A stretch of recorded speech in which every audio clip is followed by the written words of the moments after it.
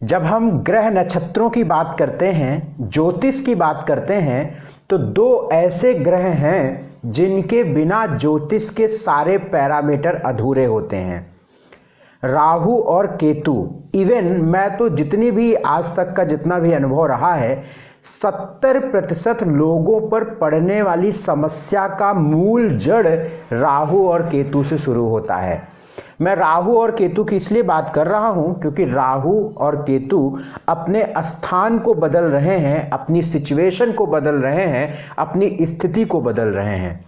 नमस्कार, सादर प्रणाम। शुभेंदु ठाकुर हूं मैं आपके साथ और उपस्थित हूं एक बहुत ही बड़ी जानकारी लेकर। और बिल्कुल ये बहुत बड़ी बात होगी क्योंकि लगभग 18 महीने से जो राहु केतु का एक स्थान पर गोचर चल रहा था, वो स्थिति बदल रही है, वो स्थिति परिवर्तित हो रही है। राहु और केतु के स्थान बदलने के बाद हम सबके जीवन पर कैसा प्रभाव आएगा, जिंदगी कैसी बदलेगी, देश का माहौल कैसा होगा, हम सबकी जिंदगी कैसी होगी, इस बात को समझना बेहद आवश्यक और जरूरी है। देखिए भाई, राहु और केतु अभी तक क्रमशः वृषभ राशि और वृश्चिक राशि में चल रहे थे, यानी राहु वृषभ में चल रहे थे और केतु आपके वृश्चिक राशि में चल रहे थे। चूंकि राहु और केतु की जो गति है वो हमेशा वक्री होती है, पीछे की ओर होती है, इसलिए राहु वृषभ से मेष में जाएंगे और केतु वृश्चिक से तुला में जाएंगे। और ये 18 महीने का मामला है। 18 महीने तक राहु और केतु की यही स्थिति होगी। राहु भी लगभग 3 नक्षत्रों से गुजरेंगे, केतु भी 3 नक्षत्रों से गुजरेंगे। और निश्चित ही आप यकीन मानिए, बहुत बड़ी घटना है ये और बहुत जरूरी है समझना। समझ लेंगे क्या होगी स्थिति, आपके फायदे की बात रहेगी। ये बात हो रही है 17 मार्च 2022 को। 17 मार्च 2022 को 6:22 सुबह पर राहु और केतु अपनी स्थिति को बदल देंगे, अपने स्थान को बदल देंगे। और ये घटना, ये स्थिति कब तक रहेगी? 29 नवंबर 2023 तक रहेगी, 2:28 तक रहेगा। तो पूरा मामला क्या है? ये है कि 17 मार्च से लेकर 29 नवंबर 2023 तक की बात है राहु के मेष राशि में जाने की और केतु के तुला राशि में जाने की। भैया देखिए, जब कोई ग्रह किसी राशि में जाता है तो वो 30 डिग्री को पूरा करता है। 30 डिग्री जब तक पूरी नहीं होगी तब तक वो स्थान को छोड़ेगा नहीं। और 3 नक्षत्र 29 डिग्रियों में गुजरेंगे। अश्विनी, भरणी, कृतिका राहु को मिलेंगे और चित्रा, स्वाति, विशाखा ये केतु को मिलेंगे। राहु केतु शुक्र और सूर्य के नक्षत्रों में रहेगा और केतु मंगल, राहु और बृहस्पति के नक्षत्रों में रहेगा। अश्विनी जो नक्षत्र होता है वो केतु से ऑपरेट होता है, जो 7 फरवरी 2023 से 29 नवंबर 2023 तक रहेगा। क्योंकि हम वक्री ग्रह चलता है तो हम सबसे पहले कृतिका की बात करेंगे। यानी जब राहु 17 मार्च को जाएगा तो सबसे पहले कृतिका में जाएगा और 17 मार्च से 13 जुलाई तक कृतिका में रहेगा। राहु की बात मैं कर रहा हूं। और 13 जुलाई से 7 फरवरी 2023 तक ये भरणी में रहेगा और 7 फरवरी 2023 से 29 नवंबर 2023 तक ये रहेगा अश्विनी में। ठीक है। अब अगर कोई ग्रह डायरेक्ट अपनी मूवमेंट रखता तो पहले अश्विनी, भरणी, कृतिका चलता, लेकिन चूंकि वक्री है तो पहले कृतिका, भरणी और अश्विनी चलेगा। उसी प्रकार से केतु है, विशाखा नक्षत्र में केतु रहेगा 17 मार्च से 24 सितंबर तक और स्वाति नक्षत्र में रहेगा 24 सितंबर से 7 जुलाई 2023 तक और चित्रा नक्षत्र में रहेगा 7 जुलाई 2023 से 29 नवंबर 2023 तक। तो ये है पूरा राहु केतु की चाल। इसी आधार पर मैं बताऊंगा कि जो राहु और केतु का परिवर्तन होगा वो आपकी जिंदगी कैसे इससे प्रभावित होगी, इसी बात को हम समझेंगे। देखिए, ये जो राशिफल ये मैं बता रहा हूँ, मेष से मीन तक बताऊंगा। एक वीडियो में 4-4 राशिफल के बारी बारी से हम बात करेंगे। इसे आप अपनी लग्न पर समझिएगा, आपकी जो लग्न की राशि है उस पर समझिएगा।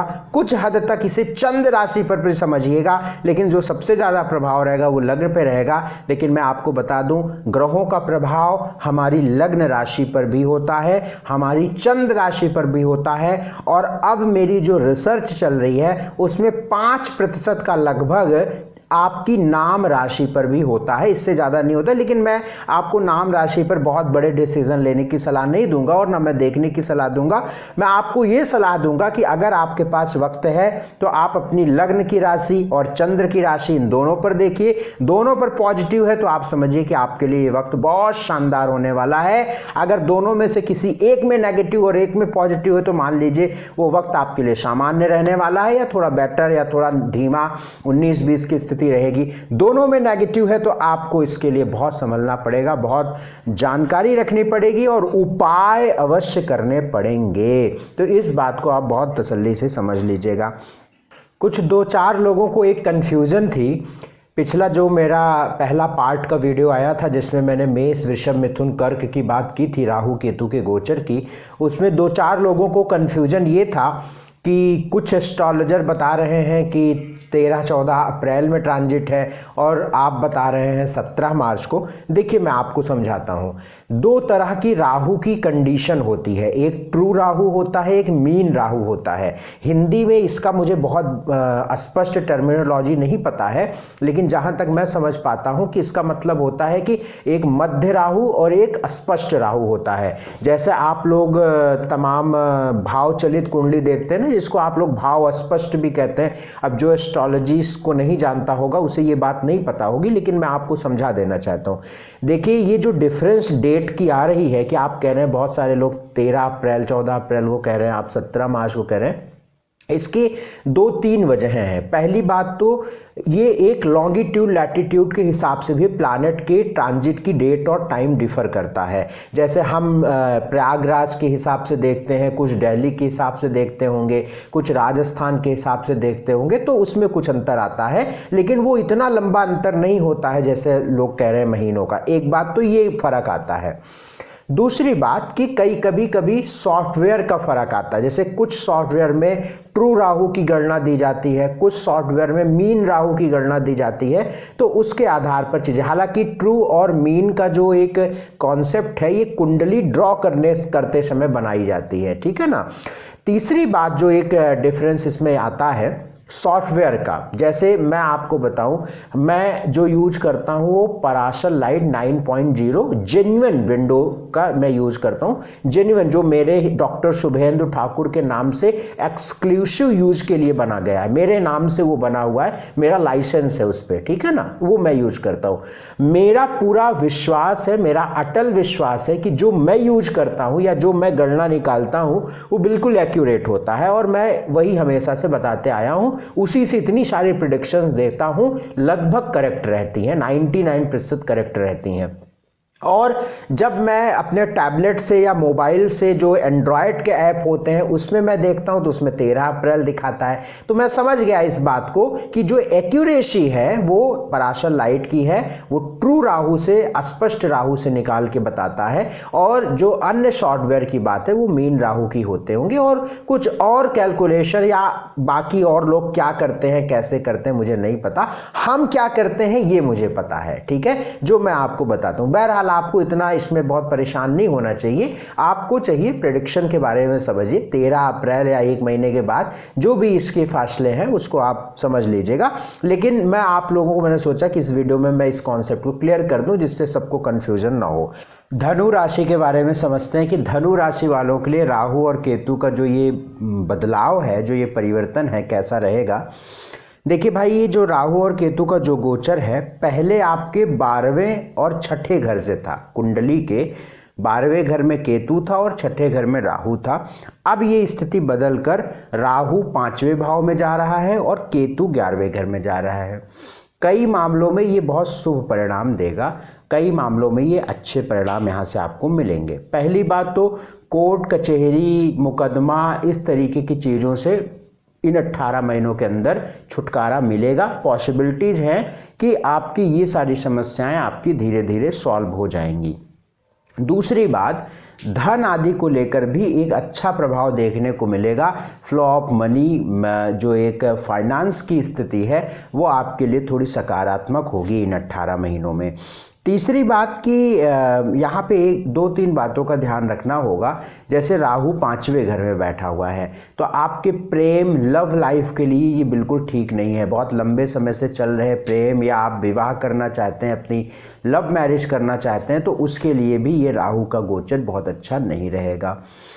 आपकी एजुकेशन में ये बाधा आएगी। जो धनु लगन वाले बच्चे हैं या धनु राशि वाले बच्चे हैं या जो लोग हैं जो पढ़ाई करते हैं, जो एजुकेशन में हैं, जिनके भी एजुकेशन पूरी नहीं हुई है, उन सब के लिए दिक्कत रहेगी। कंसंट्रेशन में कमी रहेगी, एकाग्रता को लेकर, आपके मन को लेकर मन उचाट होगा, मन पढ़ाई में नहीं लगेगा, मन भ्रमित होगा, कंफ्यूज होगा, इस तरीके की भी दिक्कतें देखने को मिलेगी। और आपके मित्रों को लेकर भी थोड़ी सी परेशानियां राहु के पंचम से देखने को मिलेगी। इसके अलावा भाग्य साथ रहेगा, आपके नौकरी काम को लेकर अच्छा रहेगा, प्रॉपर्टी घर परिवार फैमिली को लेकर बहुत अच्छा रहेगा। हाँ, वैवाहिक जीवन में चूंकि केतु की दृष्टि पड़ेगी 7वें घर में, और विवाह के लिए ये बहुत शुभ नहीं रहेगा क्योंकि 7वां घर वैवाहिक जीवन का होता है और उसमें केतु की दृष्टि और पड़ रही है, इसलिए बहुत अच्छा नहीं रहेगा। संतान को लेकर भी ये बहुत अच्छा नहीं रहेगा। संतान को लेकर या संतान से, संतान के सुख को लेकर या संतान को सुख के लेकर ये बहुत अच्छी बात है राहु की नहीं रहेगी। तो इस तरीके से इन चीज़ों में थोड़ी सी दिक्कत देखने को मिलेगी आपको। एक बात यहाँ पे और आपको ध्यान रखनी पड़ेगी कि चूंकि आपका लग्नेश बृहस्पति है और चतुर्थ भाव में बृहस्पति जाएगा और इस अब जो है केतु की दृष्टि भी आपके बृहस्पति के घर से हट जाएगी, तो बहुत सारी चीज़ें अच्छी होंगी आपकी नौकरी को लेकर, काम को लेकर, घर फैमिली को लेकर। एक जो जैसे अगर आपका बाई बर्थ बृहस्पति थोड़ा सा भी अच्छा है, मान लीजिए आपका बृहस्पति बाई बर्थ आपका मेष राशि का, वृश्चिक का या कर्क का हो गया तो बहुत ही अच्छा हो गया फिर तो, और या कर्क का या फिर आपका जो है मीन का हो गया, धनु का हो गया, तो फिर तो बहुत अच्छा हो गया। ऐसी स्थिति में बृहस्पति जो है आपको बहुत अच्छे परिणाम देने जा रहे हैं। घर का सुख तो अवश्य ही होगा, अगर आपके घर पास घर नहीं है तो घर जरूर हो जाएगा इस बृहस्पति की वजह से। उपाय यहाँ पे किया जाए जिससे कुछ चीज जो नेगेटिव हैं उनसे आपको राहत मिले। घर के आसपास जो स्ट्रीट डॉग्स हैं उनको दूध रोटी देते रहिएगा। सबसे बड़ा उपाय राहु जो पंचम में है इसके लिए सुंदरकांड, अगर आप प्रयास करें हर मंगलवार या हर शनिवार को नियम बना लीजिए सुंदरकांड के लिए तो बहुत अच्छा है। या आप अभी नहीं कर सकते मंगलवार शनिवार, तो आपको जब भी ऐसा लगे कि समस्याएं बहुत बढ़ रही हैं और समस्याएं जाने का नाम नहीं ले रही हैं, जो जो चीज़ें हमने बताई जैसे प्रेम हो गया, आपका लव लाइफ हो गया, आपका जो है संतान हो गई, एजुकेशन हो गया, इस तरीके से कोई विशेष दिक्कत बढ़े या बने या शत्रुपन पे, तो उसके लिए सुंदरकांड हर मंगलवार या शनिवार करें या हनुमान चालीसा, बजरंग बाण, संकट मोचन हनुमान का पाठ भी करें।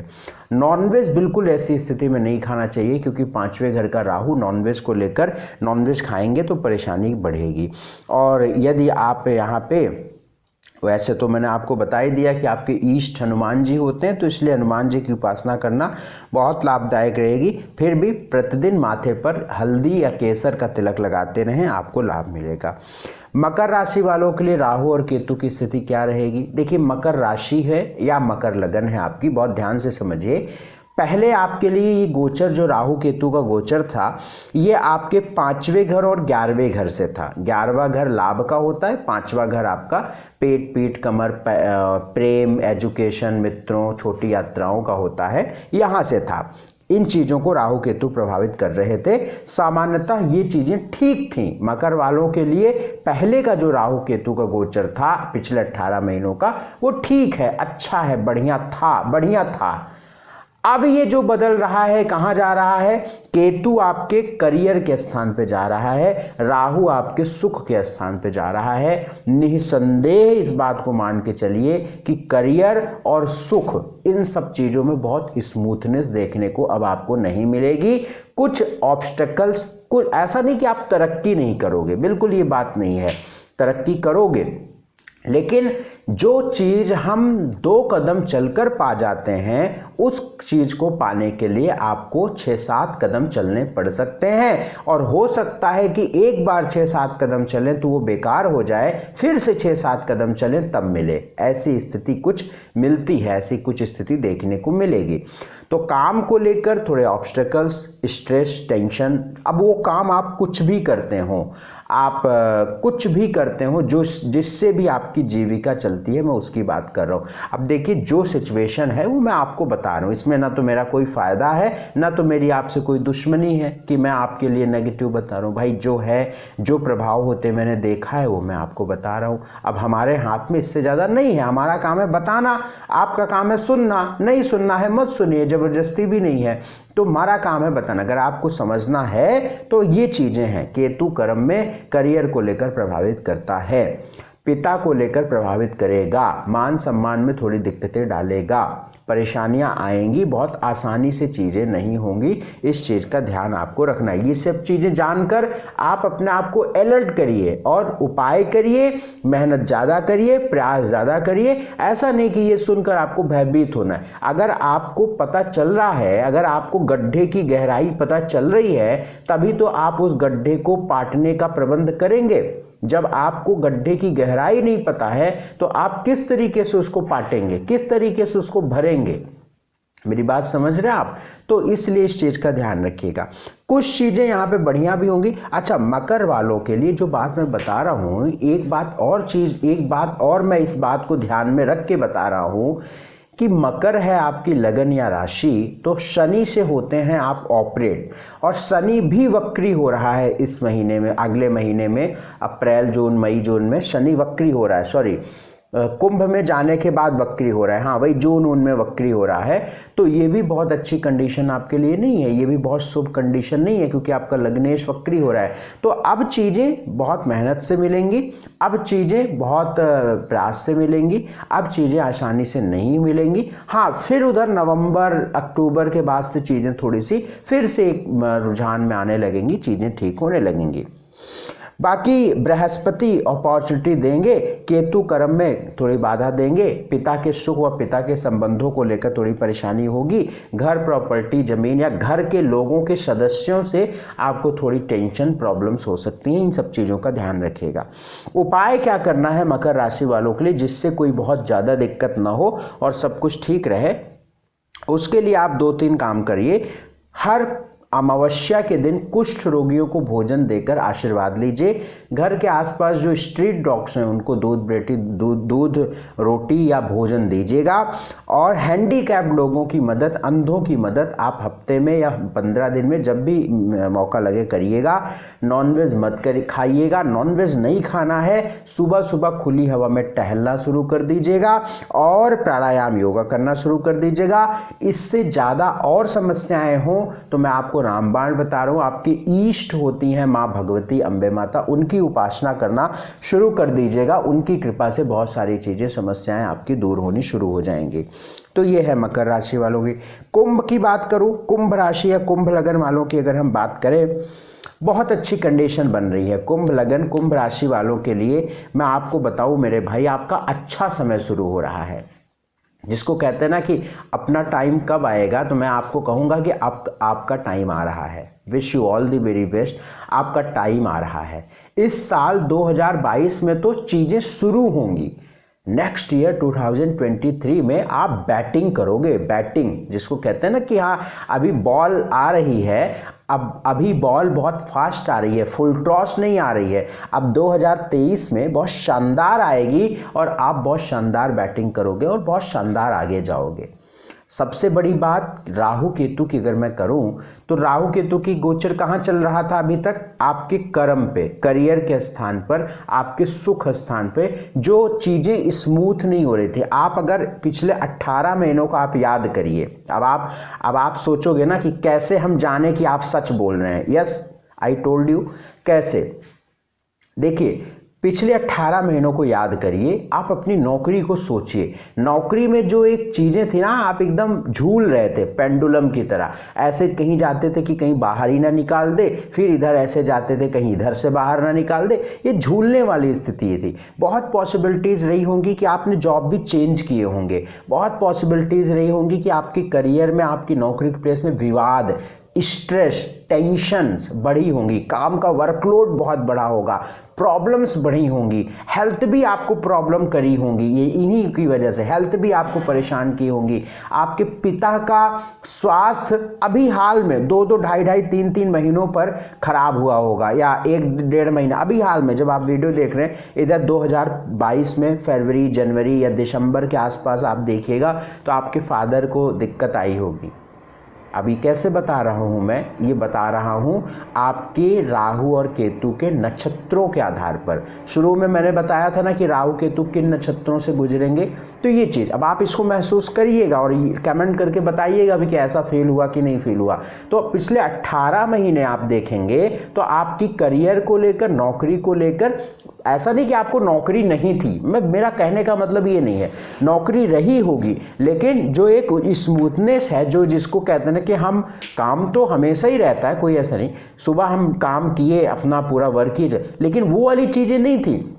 दिन भर जूझ रहे हैं, फिर घर पे आए फिर जूझ रहे हैं, फिर जो दिन भर हुआ उसको लेकर स्ट्रेस रात में हो रहा है, तो ये चीज़ें आपको देखने को मिली होंगी। अब ये चीज़ खत्म हो रही है, अब ये चीज़ समाप्त हो रही है। इवन अब आपको बहुत सारे अपॉर्चुनिटी देखने को मिलेंगे नौकरी में, करियर में बढ़ी स्थिति दिखेंगी, मन अच्छा होने लगेगा, करियर बेहतर होगा, नई नौकरी ज्वाइन कर सकते हैं, धन बढ़ जाएगा, नौकरी को लेकर, धन को लेकर, फाइनेंस को लेकर, पिता के सुख को लेकर, मान सम्मान प्रतिष्ठा को लेकर, ऐशो आराम को लेकर, और जो एक जिसको कहते हैं ना कि हाँ एक जो तानाशाही, या एक जिसको हम तानाशाही वर्ड तो बहुत सही नहीं होगा, लेकिन एक हम एक कहते हैं ना कि हाँ हम भी कुछ हैं, वो वाली स्थिति आपको देखने को मिलेगी अब। तो wish you all the very best. बस 2-3 यहाँ पे आपको समझदारी दिखानी कि आपको बहुत स्पिरिचुअल रहना है, बहुत सात्विक आहार लेते रहना है, खान पान आपको बहुत अच्छा रखना है, और यहाँ पर एक काम आप करिएगा, हर शनिवार के दिन सरसों के तेल का दीपक शनि मंदिर में प्रज्वलित करिएगा। अभी आपके खर्च नहीं खत्म हो, खर्च होते रहेंगे क्योंकि शनिवार में हैं, तो लेकिन फिर भी मैं बहुत कई मामलों में इस तरह के समझ रहा हूँ कि अप्रैल के बाद आपका धीरे धीरे से पहले की समय की अपेक्षा अब धीरे धीरे चीज़ें अच्छी होंगी। हाँ, अभी आपको इस गोचर में क्या ध्यान रखना है, यात्रा में थोड़ी सी आपको बहुत ज़्यादा सतर्कता रखनी है। यदि आप ड्राइव करके कोई लंबी यात्रा करते हैं तो उसमें रखनी है, और अपने पड़ोसियों से थोड़ा सा ध्यान रखना है, ठीक है ना, और अपने छोटे भाई बहनों का ध्यान रखना है। बस इस चीज़ का ध्यान रखिएगा। बाकी हर प्रकार से शुभ है ये गोचर, इसलिए कहीं कोई चिंता करने की आपको आवश्यकता नहीं है। उपाय जो हमने बताया उसको करिएगा। मीन राशि की हम बात करते हैं। अगर मीन राशि वालों के राहु केतु की बात करें तो जनरली जो एक सिचुएशन हमें दिखती है राहु केतु की मीन वालों के लिए, पर्टिकुलर अगर राहु केतु की सिचुएशन देखें तो पहले की अपेक्षा अब राहु थोड़ा सा एक बेनिफिक मोड में नहीं जा रहा है। अब बेनिफिक मतलब फायदेमंद मोड में नहीं जा रहा है, अब ये थोड़ी सी लॉस की तरफ घूम रहा है, लेकिन आपके साथ पॉजिटिव क्या है, बृहस्पति आ जाएगा आपके लगन में। और मैं हमेशा कहता हूँ लग्नेश लगन में हो, महादशा पॉजिटिव हो, तो यही हमारी कुंडली की सुप्रीम पावर होती है, ठीक है, जिसको कहते हैं सुप्रीम पावर, सबसे बड़ी पावर होती है कुंडली के। और कोई सिचुएशन या पैरामीटर्स कुछ भी हो, लेकिन ये सुप्रीम हो जाता है। तो बृहस्पति लगन में है तो बहुत सारी चीज़ें तो अच्छी होंगी और अच्छा समय आपका आ भी रहा है, लेकिन राहु केतु की वजह से कुछ चीज़ों का ध्यान रखना पड़ेगा। जैसे आपके ससुराल को लेकर परेशानियां हो सकती है, या आपकी ससुराल में कुछ दिक्कतें होंगी, या आपकी ससुराल में लोग दुखी होना शुरू होंगे, या आपकी जो ससुराल के से स्थिति, आप लेडी हैं तो आपका ससुराल यानी आपका सास का घर, आपके पति का घर, और आप जेंट्स हैं तो आपके पत्नी का घर, है ना। तो थोड़ी सी दिक्कत देखने को मिल सकती है, उनके वजह से संबंधों में परेशानियां देखने को मिली। एक बात। दूसरी बात, जिनको किसी प्रकार की, जैसे मीन लगन मीन राशि है, किसी प्रकार से यूरिन या यूरिन पार्ट, पाइल्स या इस तरीके की कोई रोग या बीमारियां रहती हैं, वे इन 18 महीनों में अपना विशेष ख्याल रखेंगे। मे बी ये सिचुएशन थोड़ी गंभीर हो सकती है, परेशानियां बढ़ा सकती है। तीसरी बात क्या ध्यान रखना पड़ेगा, वाहन बहुत ध्यान से चलाइएगा, ड्राइव बहुत ध्यान से करिए, यात्रा बहुत ध्यान से करिए। अष्टम का राहु केतु दुर्घटना या अचानक घटने वाली चीज़ों को बढ़ाता है, परेशानियां कराता है, इस चीज़ का ध्यान रखिए। चौथी बात एक और ध्यान रखनी है, आपकी वाणी खराब हो सकती है और वाणी की वजह से आपका नुकसान हो सकता है, ये चीज़ का ध्यान रखिएगा। पांचवी बात, एक चीज़ का और ध्यान कि आप लेन देन पैसों का बहुत ध्यान से करिएगा। बाकी हर प्रकार से शुभ है, विवाह अच्छा है, करियर अच्छा है, फाइनेंस अच्छा है, और सारी बातें ठीक हैं, रिश्ते अच्छे हैं, मन अच्छा रहेगा, पीस अच्छी रहेगी, शांति, सब कुछ फर्स्ट क्लास है, कोई दिक्कत की बात नहीं है। बस 5-6 पॉइंट का ध्यान रखिएगा। उपाय आपको क्या करना है, उपाय आपको क्या करना है, भगवान शिव की पूजा करनी शुरू करिए।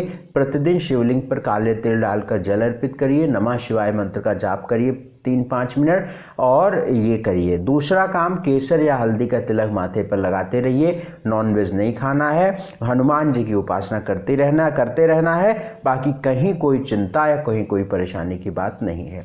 इसके अलावा यदि आप हमसे कुंडली दिखवाना चाहते हैं, आपके स्क्रीन पर नंबर फ्लैश हो रहा है, तुरंत आप इन नंबरों पर व्हाट्सएप मैसेज करें, फीस की जानकारी लें, फीस जमा करें और आप हमसे अपॉइंटमेंट लेके बात करिएगा। बहुत बहुत शुक्रिया, बहुत बहुत धन्यवाद, नमस्कार, सादर प्रणाम।